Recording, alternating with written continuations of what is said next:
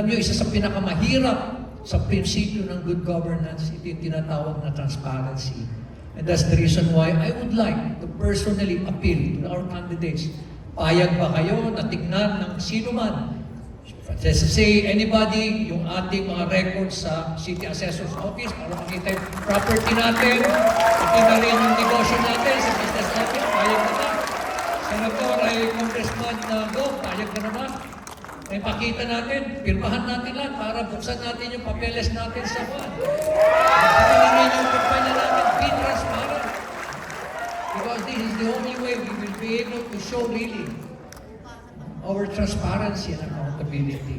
Finally, before I end, maraming salamat sa aking good governance.